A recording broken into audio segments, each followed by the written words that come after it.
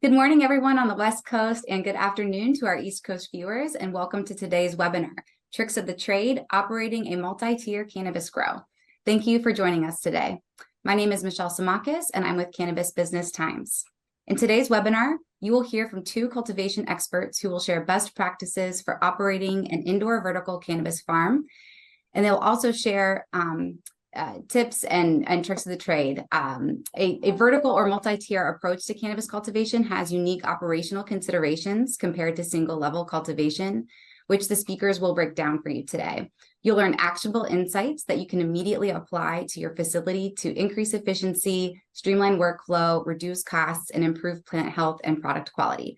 In just a minute, experts from Pipp Horticulture, which is sponsoring today's webinar, will be digging into veg strategies, process flow, plant training, genetics, harvesting techniques, and more. With that, I am thrilled to welcome today's speakers. Kicking off the webinar today will be Michael Williamson. As the Director of Cultivation, Michael fuses his 14 years of commercial cannabis ownership and operational excellence to provide support and strategy for Pipp's engineering and sales teams and client operators. Michael co-founded Greenhouse Industries in 2013, which is now a division of Pipp Horticulture, and he is an early pioneer of vertical farming. Also joining us today is Anders Peterson, Director of Horticulture at Pipp. He helps integrate mobile vertical racks and vertical air solutions airflow systems into facility designs. He is a leader in indoor CEA facility design and operation, and he has an academic background in cell and molecular biology and over 10 years of cannabis industry experience. I'd like to thank the speakers for leading today's conversation and to Pipp Horticulture for making it possible. Before we dive in, I just wanted to mention a few housekeeping notes. Everyone on this call has been muted and the video turned off except for our presenters. There will be time at the end of the webinar for any questions. So at any time that you think of something, you'll see at the bottom of your screen a Q&A box. If you click on that, that will open the Q&A dialogue. So please feel free to type in your questions at any time there, and we'll get to as many as we can at the end of the event. Kindly, the speakers will also answer any questions we don't get to after the event. We are recording today's webinar, and we will be emailing you a copy of that recording to all registrants in the coming days. So with that, I'm pleased to pass off the mic to Michael from Pipp. Thank you, Michelle. I appreciate it. And thank you, Cannabis Business Times, for hosting us today. Most importantly, for all of our listeners, thank you for taking time out of your busy schedule. We know it's a tricky time of the year. Yeah, thank you for being here today. You're going to see a poll pop up on your screen. If you get a chance, let's go ahead and answer that. Anders and I have been doing this for a little while now, and we can kind of tailor our dialogue kind of based off of our audience a bit. So we just kind of want to get a sense of kind of who you are and what you got going on. All right. So our first slide here, this is going to be our agenda. We're going to focus on new perspectives on how to operate your facility. I like lean and quantifiable, actionable things that you can kind of implement today, and start to get people thinking differently about their operations, KPIs and metrics to baseline performance, operational strategies for each production phase, and tips and tricks to generally help you succeed. All right, next slide, please. All right, so it looks like about 23% of you guys are pre-operational, 37% of you are operational, and 40% others. So kind of split right down the middle. So very helpful. Thank you, guys. I want to take a moment to kind of set the stage a little bit, and acknowledge that if you are in operations or pre-operations, especially pre-operations, there's so many things that have to come together and integrate harmoniously. It's never perfect, eat right out the gate, but it's this fine-tuning process. And so Anders and I have been focusing on trying to put out good information for people to help them fine-tune their operation or kind of look at things differently.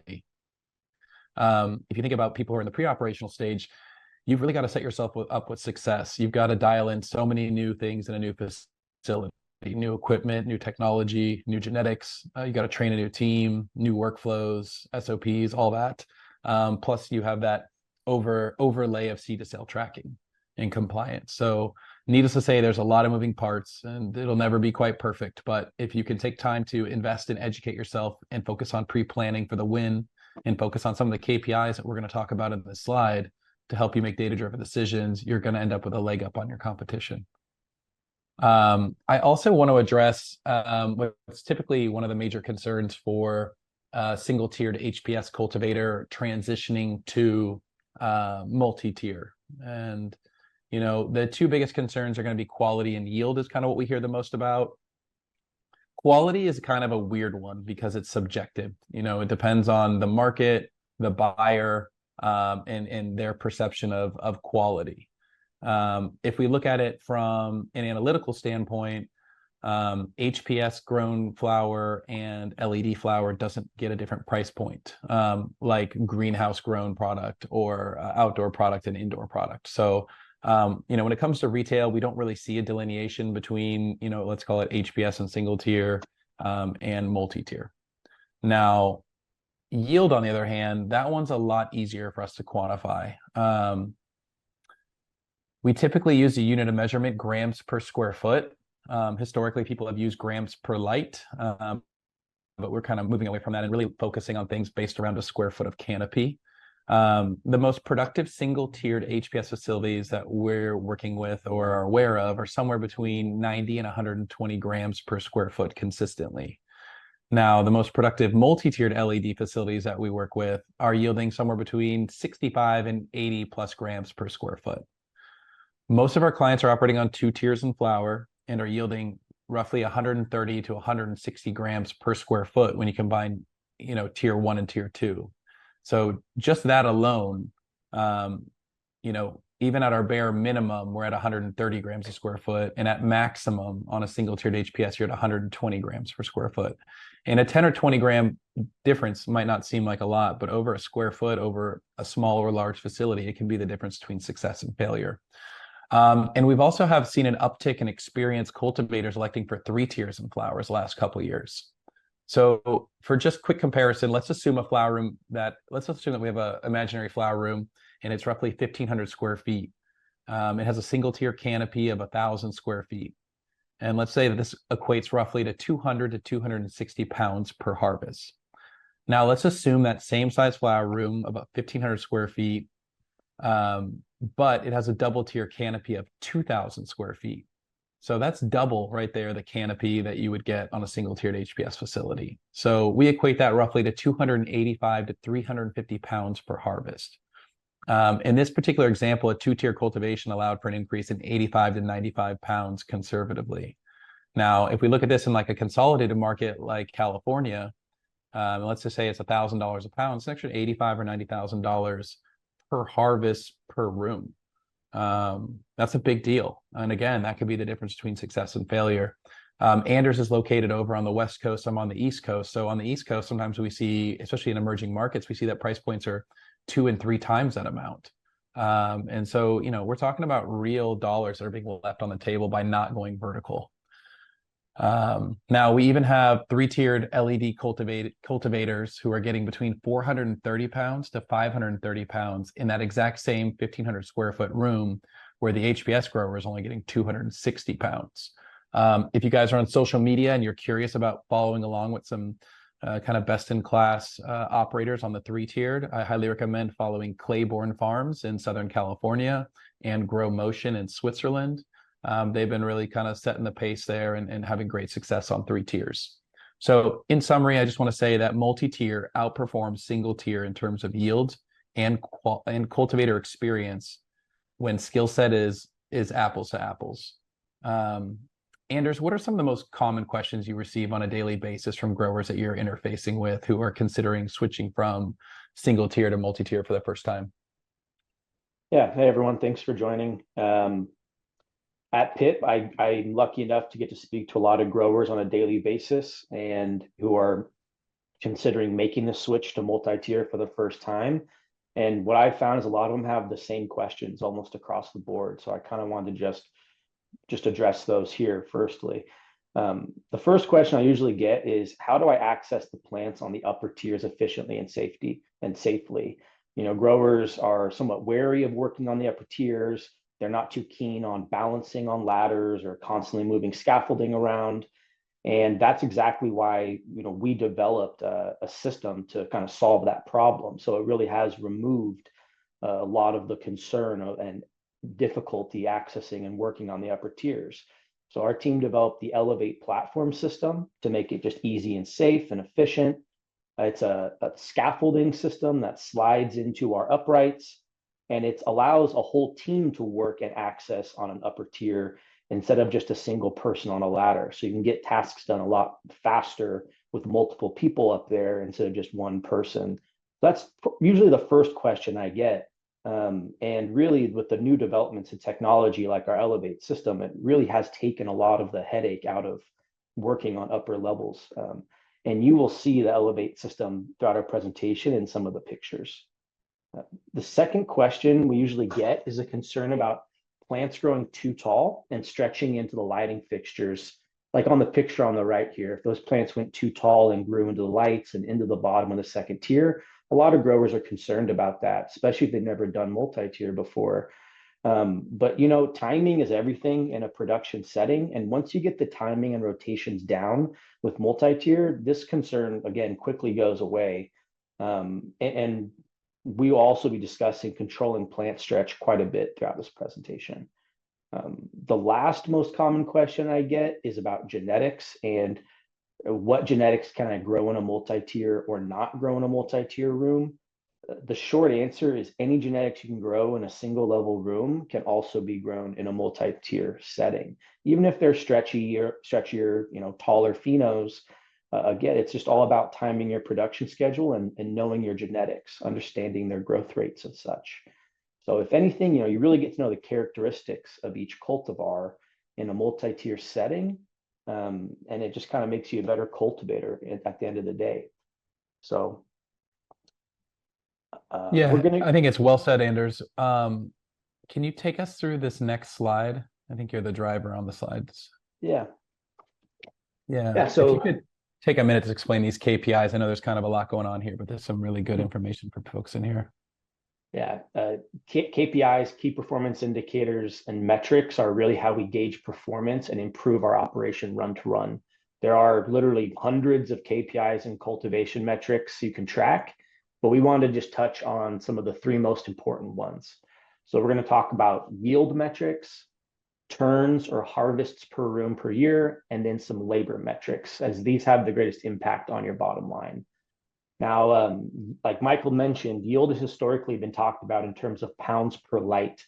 But with all the variability in room designs and lighting layouts, this metric doesn't really hold up anymore.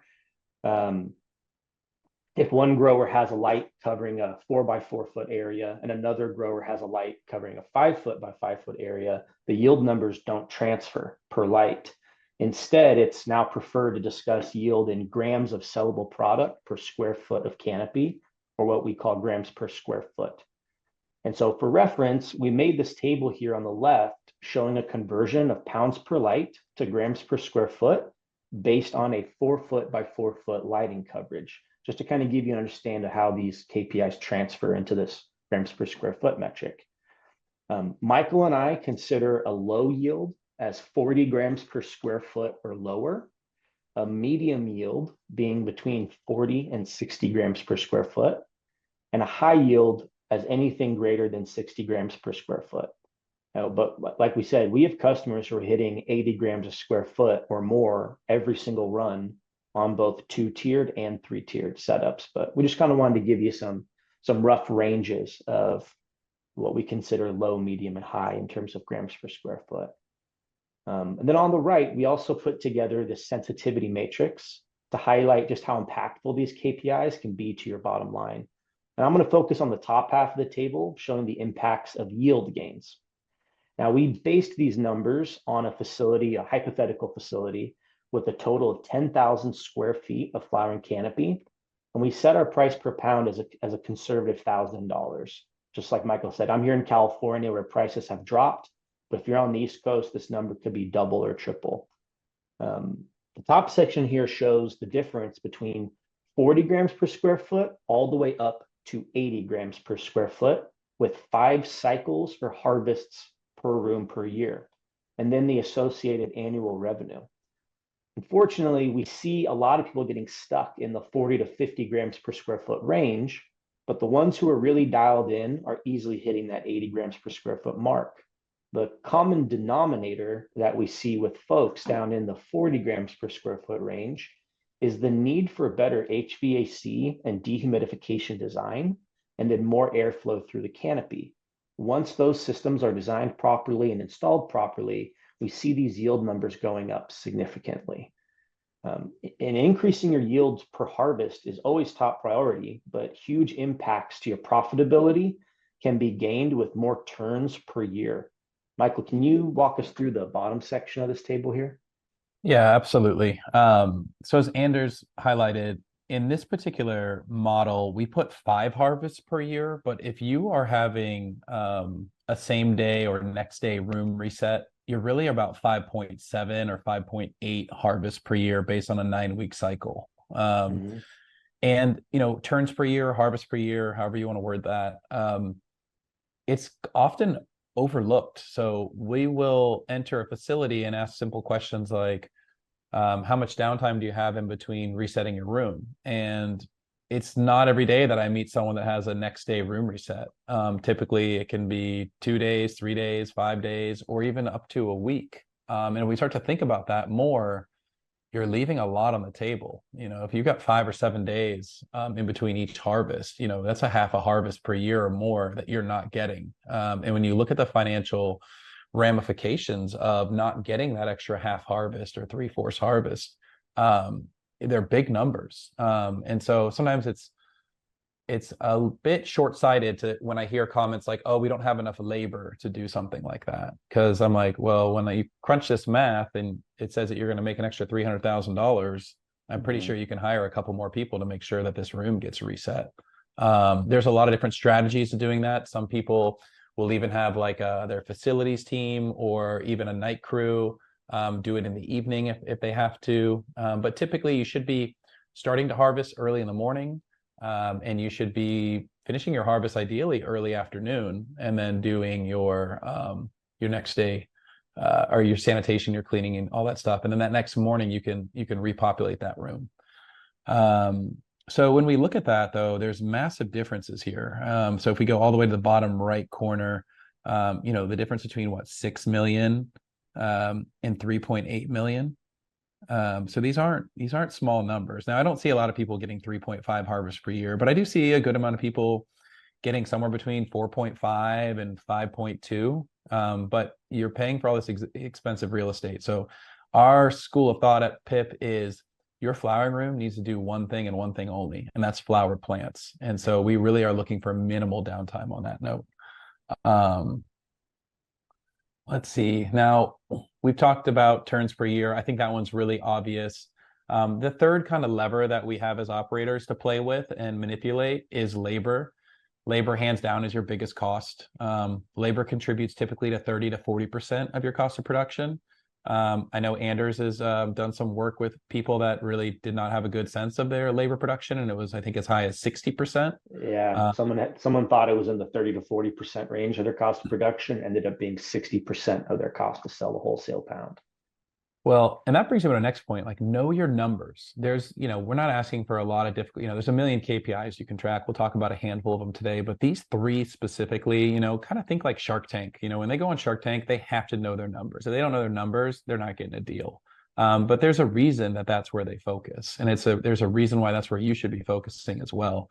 So when I ask someone what their COGS are, what their cost of goods sold per pound is, and I get a general answer that's like, oh, my COGS are $400 out the door, I know that is probably not 100% accurate. Nothing is ever a flat number like that. And there's always a range. But if I ask that question to another person and they say, oh, my cost of goods sold, depending on which cultivar I'm growing, is between $287 and you know, $352, well, I know they've done their homework. So you know, spend time with your own numbers. There's so much data gathering in the cannabis space, and it's time and time again that Anders and I don't see people aggregating that data and actually using it to make data-driven decisions. Funny enough, this morning I was speaking with a facility in Colorado that's has 2-tier and 3-tiered rooms, and by far it's not the most efficient facility in the world, but just as a point of reference, they said their cost of production was between $360 and $370 out the door. Nice. Yeah. And you know, Colorado's a consolidated market. That's where I cut my teeth off, or cut my teeth on a long time ago. Almost cut my teeth off there. Um, and yeah, it's, if you want to survive in a consolidated market, you've got to get kind of lean and mean and not cut any corners on quality in a perfect world.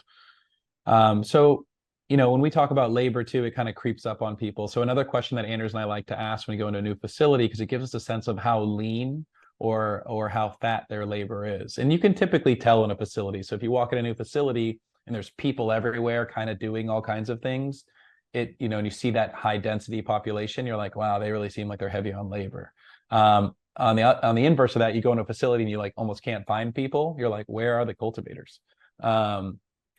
Now, the common practice, and I'm not going to call it a best practice, I'm calling it a common practice strategically, is that for, you know, relatively average to leanish labor, we see that one cultivation employee per 800 to 1200 square feet of flowering canopy. Now, high labor would be one cultivation employee, you know, per 799 square feet or less. And then the opposite, obviously, lean labor is when you start to look at, you know, one employee per 1250 square feet or more. My brother works in one of the largest floriculture greenhouses in the United States, and it's one grower per 5 acres.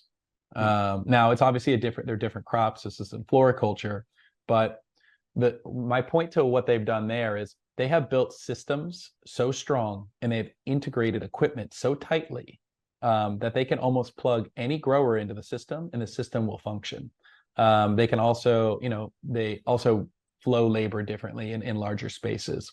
Now, the smaller your facility is, the tighter your workflows and labor flows have to be.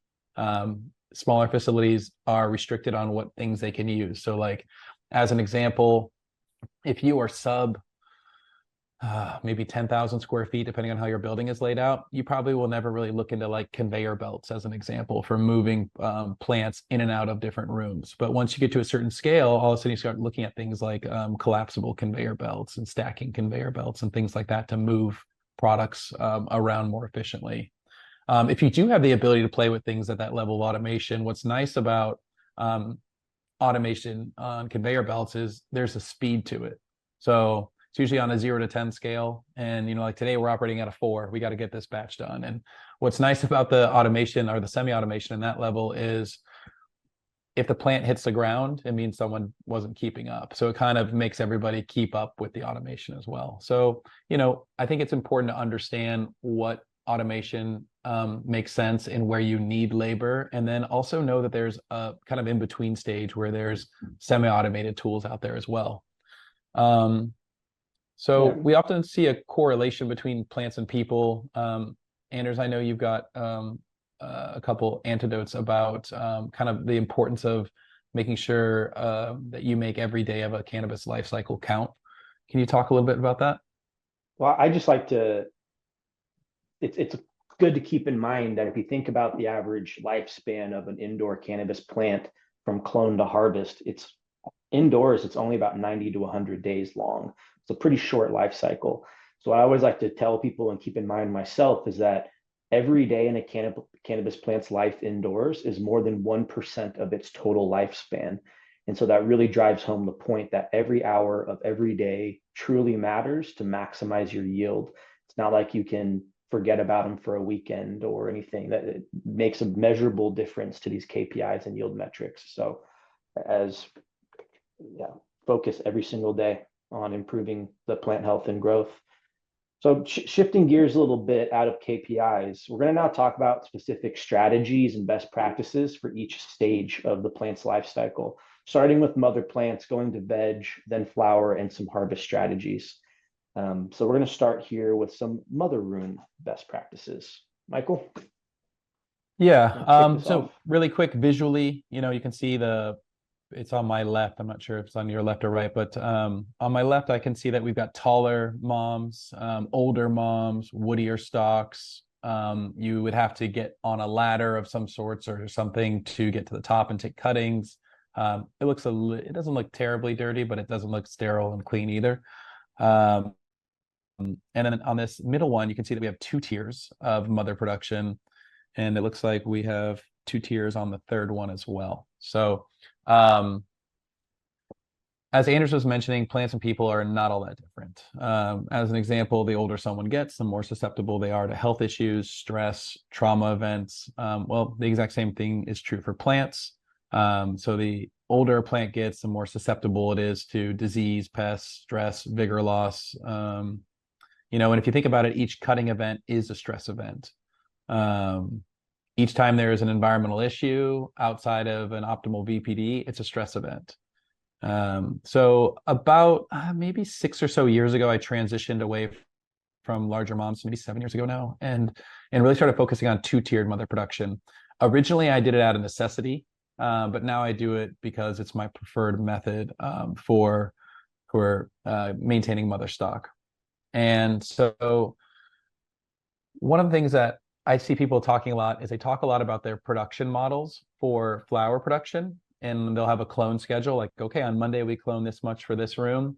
A lot of people don't seem to have a production schedule for their mother cuttings. So I typically like to keep about 3 different cohorts of mothers in the same room, and it'll be they're usually gapped by anywhere between 3 and 4 weeks in maturation. So kind of small, medium, and large, if you will. And essentially what I'm doing is I'm cycling out a cohort of the mother pretty much every 9 to 12 weeks. So at no point do I ever go from having like too big of moms or too little of moms that I can't take cuttings. We find oftentimes that cultivators shortchange themselves in their mother production space.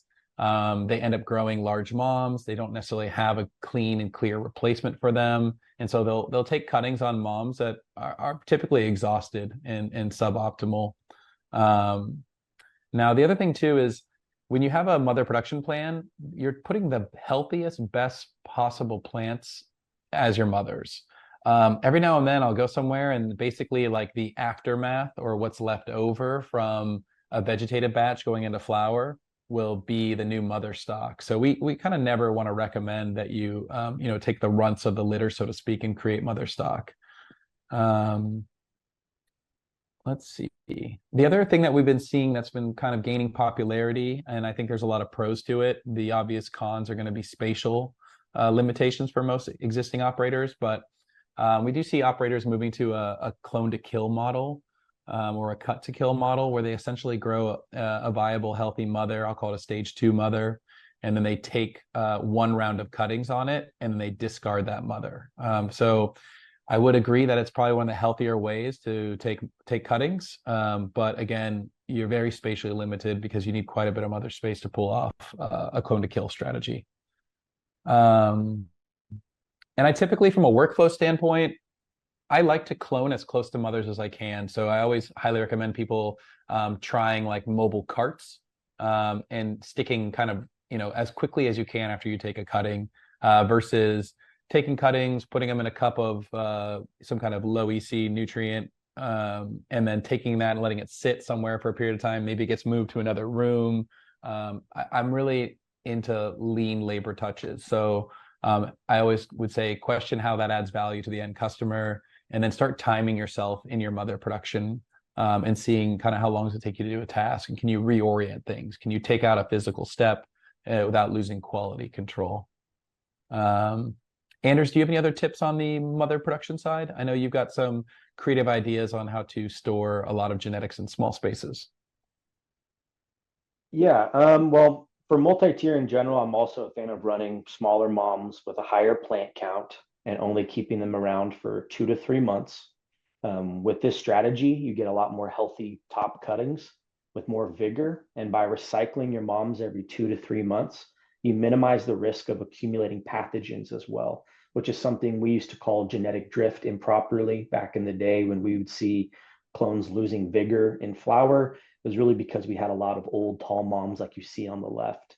So for plant spacing though, what I would recommend, what we've seen a lot of people running, is about 8 plants per 4x8 tray or 0.25 plants per square foot in terms of planting density.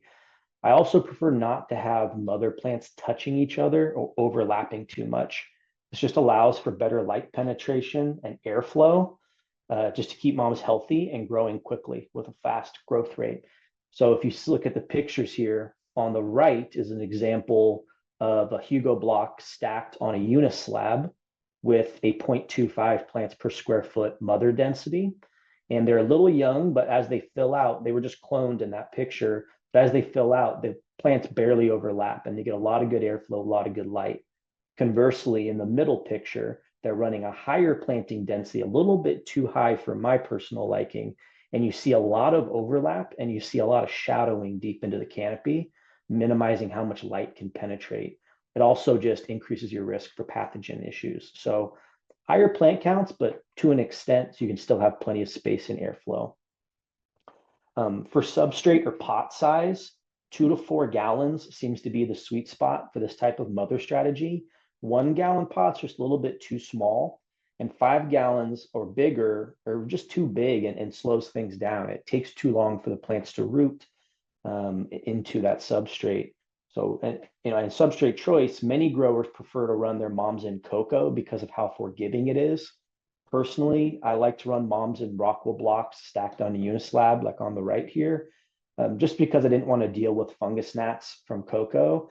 And I got faster growth rates for me personally out of the Rockwool than cocoa. So I could clone more frequently out of my plants.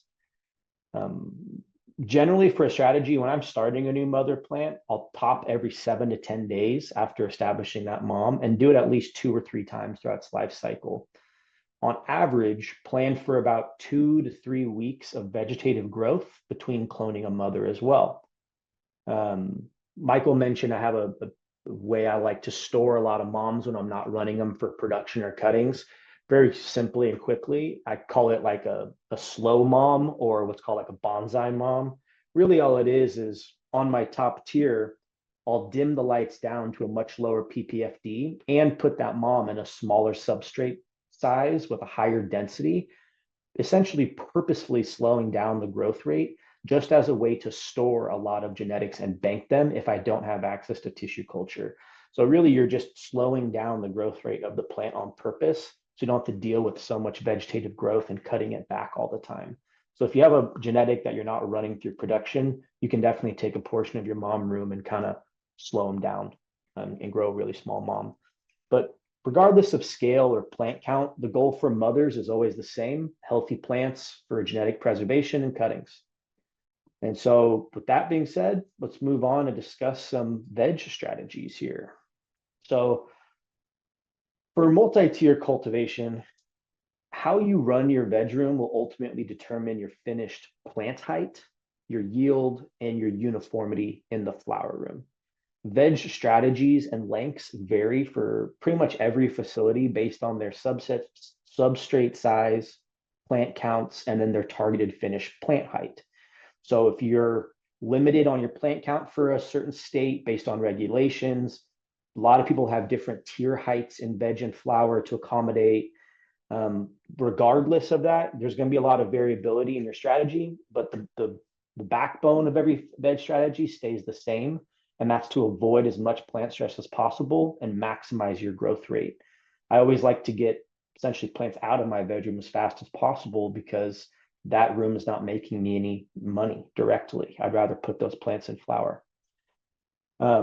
I would say in general, for most multi-tier growers, they prefer running smaller substrate sizes with a higher planting density compared to single tier HPS. This allows you again to reduce your veg length and flip plants into flower sooner. To prevent your plants from growing too tall in flower, it's really important to track your growth rates per cultivar in veg. So we recommend measuring internodal length, the distance between 2 nodes, and total plant height every 2 to 3 days throughout veg, and then continue doing so until about week 3 in flower after they finish stretching. Now, depending on how much each cultivar tends to stretch and the height of your grow tiers in flower, you can use this data to vary your veg time from as little as 3 days up to 2 or 3 weeks to get your desired finished plant height and make everything uniform. Typically, I will group my cultivars based off this growth rate data into tall, medium, and short categories, and then plan their clone cutting schedules and veg lengths accordingly to have everything finish at the same height. So again, that goes back to the point where you can really grow any genetic in multi-tier as long as you have this data and you plan for it.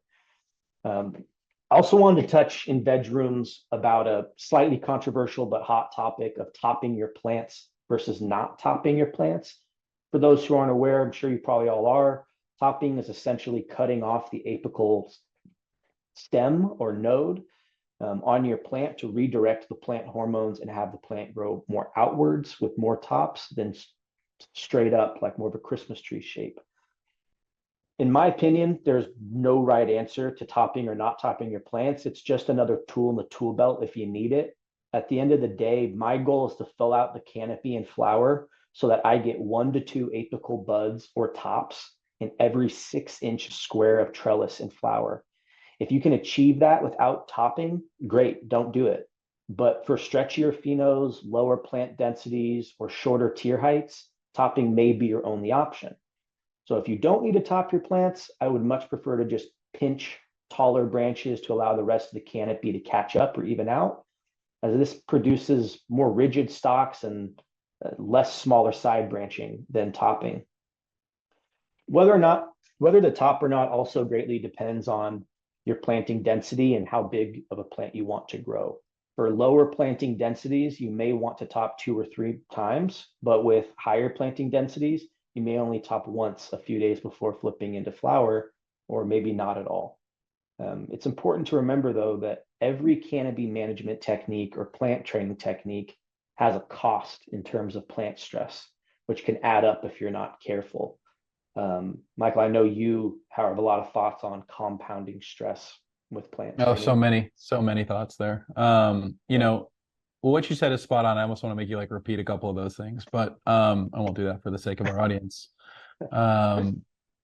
You know, and you mentioned that it has a cost on plant stress. Well, it also has a physical labor cost as well. Like the more you touch your plant, the more money you have into the cost of production of that plant.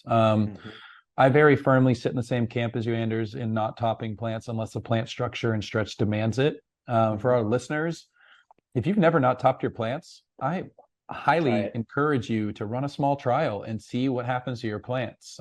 Historically, I see that I do see that yield goes up. So that's like an easy low-hanging fruit one that you could implement, you know, today that you could reap in, you know, 120 days. But I see that C buds turn more to B buds. B buds look bigger, almost like A buds. And it's because of that conical structure or that Christmas tree structure that you were suggesting, Anders. You know, you're getting more light penetrating into A's and B's, where when you typically top a plant once or multiple times, I call it the wine glass structure, but, you know, it's more of that flat level. And so, you know, light only penetrates so far down on the plant. There's also this like misconception that if you don't top your plants, that your canopy is not going to be laser level. And some of the most laser level canopies that I've seen in greenhouses and in indoor production are untopped plants. All the, you know, that's I think that's more in the cloning stage and consistency and quality control and stage gating. So yeah, compounding stress, that's what I'm supposed to be talking about. Sorry, I was ranting there. People do some pretty wild stuff, right? And they do it all at once sometimes. And so some examples would be, because beneficial stress and non-beneficial stress is a really fine line, and any cultivator that's pushing their plant to its maximum plant potential is riding that line super hard. And so there's so many forms of stress. Some quick examples. Some people on the same day or within the same 24 hours or 48 hours, they will transplant, skirt, top, adjust growth parameters, environmental parameters. They will do an IPM spray or drench. They'll physically move a plant to another location. These are all forms of stress. If it's possible, you know, make sure that you're doing things in a timely fashion. If there is an ability to separate some of these things from each other and it makes sense for your operations, you know, give that a try. You know, what we're trying to basically not do is we're trying to avoid manipulating the plant to the point where it goes back into like a recessive or recovery growth mode. Something that I hear in the field a lot, it's just like real cringy on the inside for me, is when we're trying to get cultivators to move away from saying things like, oh, don't worry, the plants bounce back in a week, or oh, don't worry, they bounce back in flower. We don't want plants to ever have to bounce back, period, because of what Anders highlighted earlier. every day in a plant's life cycle matters. And so if we can keep them in that, really healthy VPD and just vigor of a plant, you're going to be having some of the healthiest, best yields that you've ever seen. Speaking of, let's talk about flower rooms and how we get those yields, huh? Let's do it. Let's do it. While we're transitioning to flower, I want to mention that the KPI that I really like, and it's usually the last time I do it, is when I'm going into flower, is a cull or shrink rate. I consider it like a quality control stage gate. So this happens when we take cuttings, it happens when we transplant rooted cuttings into veg, and it happens when we move plants from veg into flower. I'll establish a higher shrink rate for a company that's new to the game. We'll establish a lower shrink rate for companies that have been dialing in a little bit more. But shrink and is a form of waste. And so, as an example, if I'm moving into flower, and let's say I'm moving 100 plants into flower, and I've got a 10% shrink rate, well, I'm taking 10 of the weakest plants possible, and I'm getting rid of them. I'm throwing them away. I don't need them for anything else. They're getting culled. They're not going to be future mothers. I would say a really lean operation is running like a 1 to 2% shrink rate. And shrink it, like I said, it's a form of waste that you're putting labor into something. Those are physical costs there. You have to then destroy it. So start really looking at your shrink and use these different quality control stage gate opportunities to put the healthiest possible plants in flower, and kind of time everything. All right, Anders. And that really is timing and the beginning of the flowering phase for multi-tier cultivation specifically. I would say the first 3 to 4 weeks is probably the biggest difference compared to single tier, and managing the stretch, transitioning plants to flower, minimizing that stress. One way, as before you even move plants from the bedroom into the flower room, we found it as best practice to kind of preset the flower room's climate to VPD match the conditions in veg. So this may mean you need some humidification in your flower room since there's no plants in that room yet. But this simple step prevents those plants from stalling out and having to bounce back like Michael talks about and reduce the stretch. So really, this is a great way to kind of preset your room's climate with a little humidification, get it up to temp, get it up to humidity, move those plants from veg to flower as gently as possible. It really helps kickstart them into that stretch phase or into that first 3 weeks of flower with minimal stress without delaying. And again, if possible, while you're moving these plants into flower, we would always suggest, again, avoiding vegging in place within a flower room, as it limits how many harvests per year you can pull down, and is also pretty challenging on a mechanical system that's designed for a full flowering cycle. Now, like we mentioned, once plants are transitioned into flower, you can expect a pretty rapid, vigorous growth over the first 2 to 3 weeks. And plants can triple or quadruple in size. And we call this the stretch phase. And I was in a flower room recently that stretched, almost 3.5 feet in only 10 days after a 3-day veg length. So that's a pretty extreme example, but only 3 days in veg, 10 days into a 12-hour photo period, that plant stretched 3.5 feet. And so for growers new to multi-tier, it's common to see plants over-vegged and stretching through the lights, growing into the upper tier for their first few harvests, whereas the goal is to have plants finish about 6 to 12 inches away from the lights at harvest. You can see an example of this on the picture on the left, where the plants were vegged too long, transitioned into flower, and grew right up into the lighting fixtures. And so you're going to get a lot of photo bleaching, a lot of reduction in yield, and just some reduction in quality. Whereas the picture on the right, it's pretty close to finish, and you're seeing about a 6 to 12 inch gap between the lights and the top of the canopy. That also helps a lot with airflow, along with just quality concerns. To manage plant stretch and flower, it's best to start pinching those taller nodes and weaving branches through the canopy right after transplant. Then continue pinching and bending and trellising throughout that stretch phase. You want to typically send what's called a vegetative crop steering signal, which is not a very stressful crop steering signal during this phase as well, and provide plenty of adequate lighting levels will also help minimize that stretch. If lighting's too low, plants are going to stretch really tall to try and achieve that light level they want.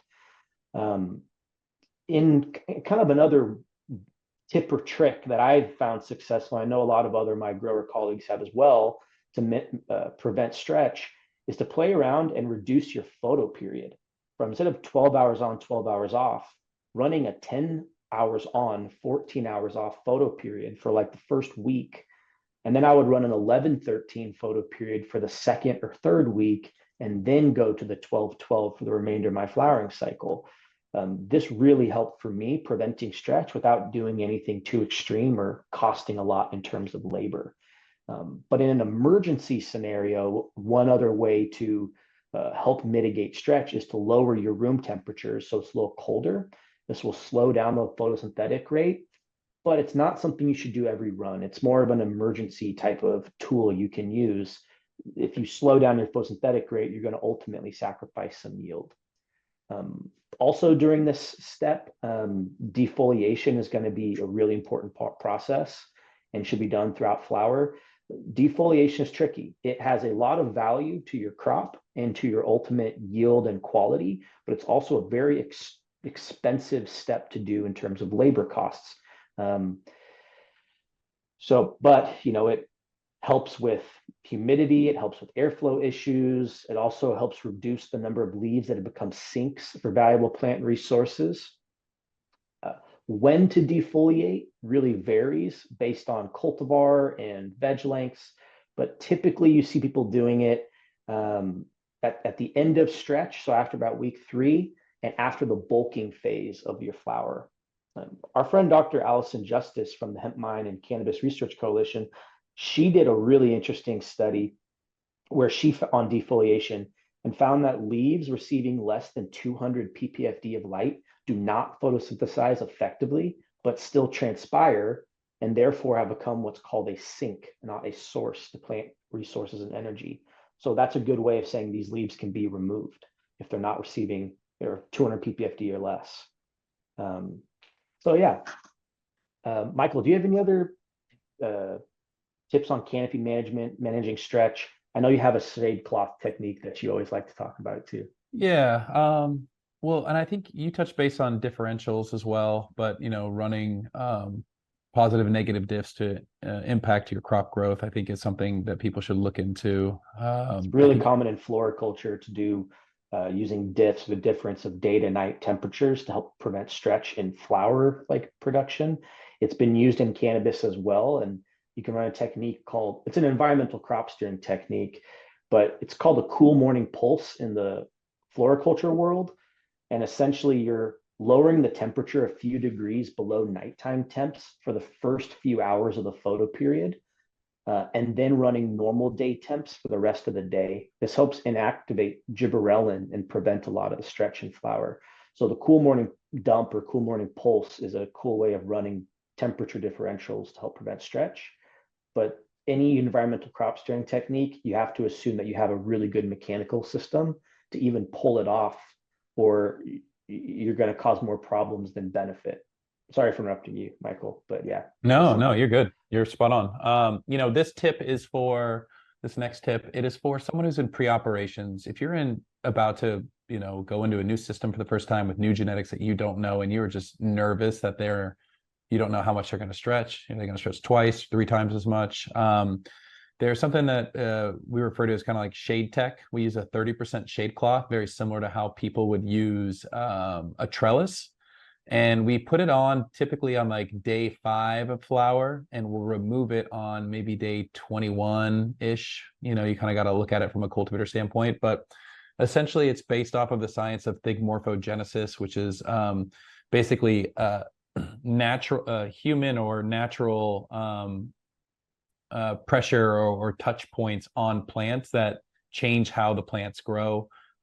If you've ever seen the rubber fingers that get put across basil production off of a boom, that's an example. If you've ever seen Bristol pines up at altitude or above alpine that are all twisted, that's an example because the wind has twisted them that way, and that's how they've learned to survive. Sometimes where animals migrate will also change how a plant grows. And so what we're doing is we're using this 30% shade cloth to basically take that apical stem and just put a little pressure on the top of it, and let those secondary and tertiary shoots kind of catch up.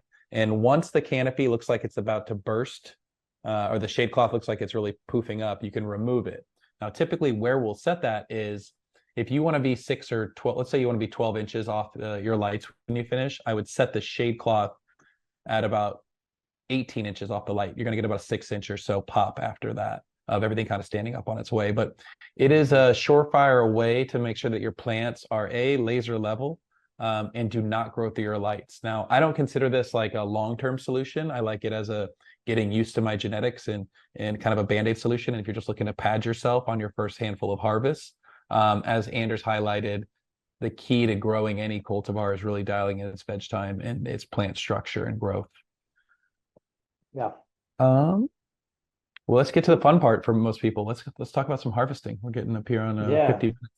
This will be our last slide, and then we'll jump right into Q&A. So just jumping off with harvest strategies, this can be a messy process if you're not organized. If you don't have a set plan moving into your harvest day and really coordinate it with your team, I've seen harvesting days and processes get really haywire really quickly. And so the best harvest strategy that I can recommend is pre-planning and have a plan in place so that you know exactly what you're going to do for every step of the way. Typically, what these plans would start off as is doing a walkthrough 1 to 2 days or even more before harvest with the cultivation manager in charge of that flower room and your post-harvest manager as well. Basically just coordinating the days, the times, how many staff is required, and any pre-harvest techniques that you might want to do to help increase quality or relieve stress on your dry room. Some of those kind of pre-harvest tips and tricks that I found to be useful and are sometimes a good best practice to implement: stripping older, larger fan leaves early before you harvest the plant to reduce how many fan leaves you bring into your dry room. It can really be beneficial. Anecdotally, I and many of my colleagues have found that by removing the majority of the fan leaves in the flower room and not bringing them to the dry room, removes a lot of the hay or kind of alfalfa smell you get when you walk into a dry room. A lot of that smell is coming from basically decaying fan leaves and not the buds themselves, but that aroma can translate into your bud and reduce your terp profile. So stripping old fan leaves is also a lot easier on a live plant than an upside down dead plant when it's been hung up. And it reduces risk on microbials as well. That's true. That's if true. you're battling microbial testing and you're struggling, get those fan leaves off there before you go into drying. Yeah. Also, another one I really like to do, especially if you have a dry room where your dehumidification capacity is undersized, you don't have enough dehumidification in your dry room, is I like to do a dry down strategy or like a die on the vine strategy the last 18 to 24 hours. And just really quickly, what that is cutting off your irrigation events and leveraging the process of transpiration to get a jump start on the drying process. So you're not giving the plant any more water, but you're giving it a little bit of light, and it's going to naturally start drying that plant out already for you before you move it into the dry room, which takes a huge moisture removal load off your mechanical systems and gets the first 72 hours of drying, makes it a lot easier for you to get to your set points of 60-60 or however you want to do. So those are just a few kind of tips and tricks I like that can be pretty helpful in your harvesting and drying strategy. Plus, sorry, one last thing. That dry down strategy, an added benefit of it is you are now physically moving less weight every day during your drying harvest. So you're removing water weight from the plant and the substrate. And so when you're moving plants down from the third or second tier, that can equate to thousands of pounds of less water weight your staff has to move in a day and can speed up the process. So sorry, Michael, but yeah. No, you're good. I'm going to give you a little that's a good disclaimer on benefit. the dry down on the vine because as a grower, you really have to watch your plants. We're not looking to wilt plants. As Anders highlighted, 18 to 25 hours of drought. Could you go a little further? Probably, but we just aren't comfortable advising that number. So at the end of the day, as a grower, if you are doing a die on the vine technique or doing any kind of drought stress, you really have to watch it as a cultivator. So that's just a little disclaimer there. I'm a big advocate for harvesting the whole room in a single shift or day. If you do not have the ability to do that, then you need 2 dedicated drying rooms for that batch or that crop. When I start to talk about having same day room resets and having little time down in between harvests, I've seen people start getting really aggressive with harvesting. and sanitation simultaneously. And that just doesn't work, especially with like open top soil or cocoa bags. So it's critically important to make sure that you're not starting to move around substrates and remove substrates or vacuum or do any of that kind of sweep type stuff until the last plant out of that room is harvested, just to keep microbial testing in check. In summary, each plant stage, including harvesting and the strategies you deploy, can either have a beneficial or non-beneficial impact on the quality of your final product. Tune your mindset to consider and evaluate not just what you do to your plants, but why you do it. And how does it positively or negatively impact the end user, your customer? Put trichome preservation in the forefront of everything that you do. With that being said, that concludes this portion of our webinar, and we're going to shift over to Q&A. Thank you so much for being with us on this journey so far. Yeah. We got definitely a few questions in Q&A. I know we went maybe a little bit longer than we had planned, but I think we have about 15 minutes here. If we're going to go maybe 10 minutes over the hour. Yeah, we can jump into a few of these questions. David Goodnack, hey man, how you doing? Good to see you here on the webinar. He asked, do you factor in electrical and other input costs when you're comparing single versus double tier grams per square foot KPIs? That is a great question, David. Yes, absolutely. You definitely have more input costs, I would say, in terms of things like substrate or fixed costs as you go up, but not really if you're comparing canopy square foot on an apples to apples basis, right, Michael? I mean, if you are looking at a single level grow versus a double tier grow of the same size, a lot of your fixed costs end up being the same. I will say that you are able to compact that, let's say, electrical intensity per square foot at a higher rate in a double tiered room, whether that's a good thing or bad thing. But what I like about a double tiered room of the same size, can get complicated real quick, but let's just say you have a multi-tier room that's 2,000 square feet of canopy, and then you have a single tier facility that has two 1,000 square foot canopy rooms. The benefit of the double tiered thing in this example is all of your equipment that draws electricity, like say your HVAC system specifically, you can run a higher motor size, which is typically more efficient than a bunch of smaller motors. It can be one thing there. I will say too, we're actually members of Resource Innovation Institute, RII, and one thing we're going to be doing over the next year is investigating their PowerScore database to pull more informed statistics about the efficiency savings of going multi-tier versus single level. So definitely be on the lookout for more of that data coming out. We're speaking with them about doing more of the review of their data set. So let's see here, Michael. You guys see any questions there you want to tackle? Oh, I wasn't looking. I'm sorry. How about this one? In the passenger seat here. Jerry is asking, when purchasing the mobile rack system, would you provide SOPs in regards to operating and safety assessments?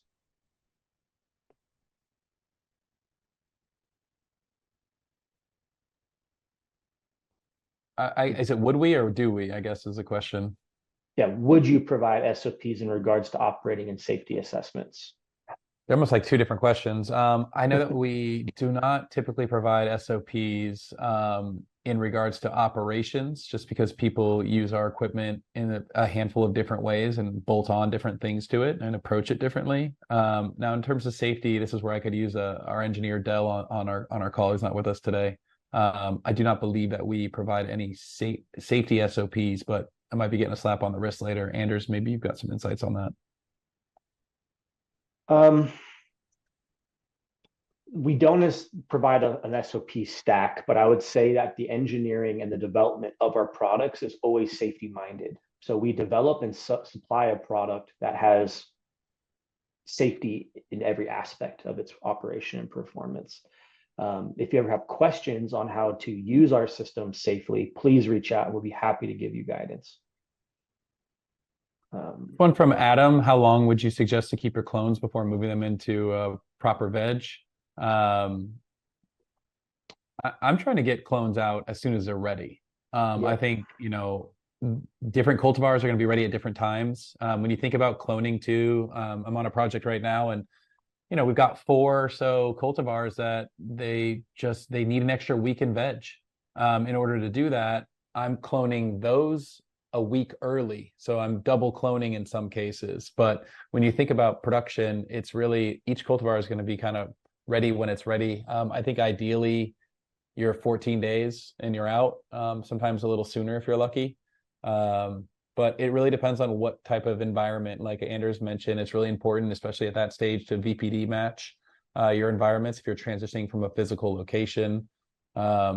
I will say too that we're going to be answering all these questions that we can't get to today live via a blog, and we'll email them out to you. But Anders and I will leave our contact information, which is on the screen here, that has a direct contact with us. We'd be happy to have these conversations at a much deeper level in person with you anytime in the near future.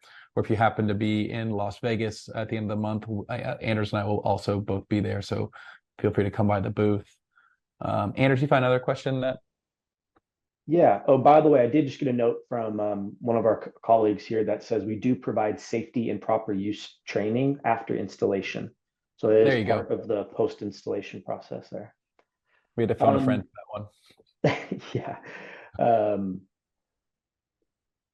For Justin's question on light brands, we've been kind of Switzerland when it comes to light brands. Some of the leaders in that space are still here. There's a lot of competition in that space. And, I would just say be really cautious. I would align with kind of one of the top 5 leaders. They've been in business for a while. They're going to be in business, hard times and good times. And then I'll also say that, to quote my friend Mitch Galton, there's no such thing as bad photons. So, yeah, I don't have a specific brand, but if you start to look and see what's out there, you'll start to see some common denominators between kind of the big 3 or the big 5, and I think you're pretty safe anywhere in that area. Mm-hmm. Here's another question. What's standard ceiling height for a 2-tiered system? There's no standard, but there's definitely some best practices around that. For all of the design questions, I'd highly recommend looking at our last webinar on the design of an indoor multi-tier grow. We talk quite a bit about how to size your room and manage heights and everything. But the quick answer is most 2-tiered flower setups, the racking structure is going to be between 12 and 14 feet tall. And you would like preferably to have at least 24 inches or more above that racking structure for heat to rise and have room for equipment. So ideally, you're looking at a ceiling height, something around 16 to 20 feet. Yeah, right. Depends on if you have your HVAC distributions within the room, your HVAC equipment in the room or outside the room. But I agree. I think you're in that, ideally 3-foot buffer, maybe even above your racks. Chase has a question on best irrigation strategies or materials with Pipp racks.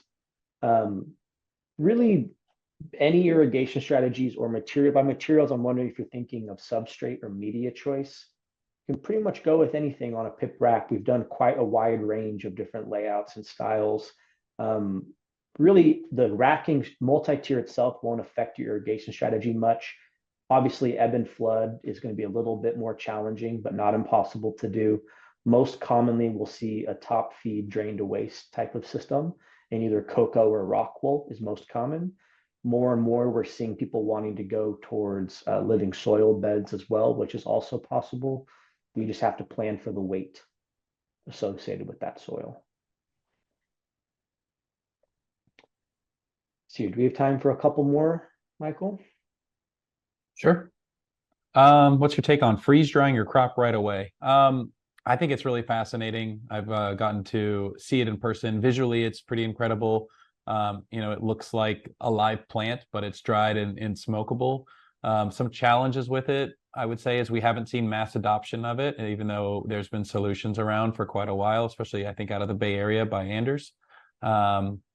It sometimes is described, the flower itself, as styrofoamy, which isn't necessarily the best description. And then from an operation standpoint, if you've got any kind of semi-automated or fully automated system, the buds itself are so big, and whether it's in a pre-roll, like a 1 gram pre-roll freeze-dried is ginormous when you put it next to traditionally cured pre-roll. But when you get into automated equipment and the buds are so big, sometimes they will not go through automated equipment as kindly. But yeah, I think it's really neat from a terpene preservation standpoint. It's obviously very beautiful, but I do have some concerns that it seems like the industry hasn't adopted it with any kind of vigor. No, I've personally, so there's actually a number of brands who have decided to put out both types of drying and curing styles. There's a few in Massachusetts, for example, where they have put out a typically hang dried product and a freeze dried product and led the consumer base aside. Almost across the board, the customers wanted the traditionally hang dried cannabis and not the freeze dried cannabis. Personally, I found that it somewhat shortens its shelf stability and quality preservation over time in the dispensary. It's anecdotal, but I think that's something to do with the freezing temperatures, which kind of halts a lot of the enzymatic activity that continues going during the curing process. So just some considerations. All right. I think if we weren't able to get to your question right now, I think we're going to wrap up, but we are going to be reaching out to anyone who we weren't able to address their questions here after the fact. But thank you so much, everyone, for joining. Yeah, thank you and have a great day. We'll talk to you soon. We look forward to future webinars. Yeah, I'd like to thank Michael and Anders. Thank you so much for being with us today and for this presentation and answering those questions. This was a fantastic conversation. Like they said, they will respond to questions after the webinar. They also referenced a past webinar on multi-tier grow room design. So we're going to go ahead and include that link right here in the chat so that you can reference that webinar and check it out. And thanks again to everyone who joined us. Again, for anyone who's on this webinar, you will be receiving in the next few days with a recording, so you can reference this again. And thank you again so much to Michael and Anders, and enjoy the rest of your day, everyone.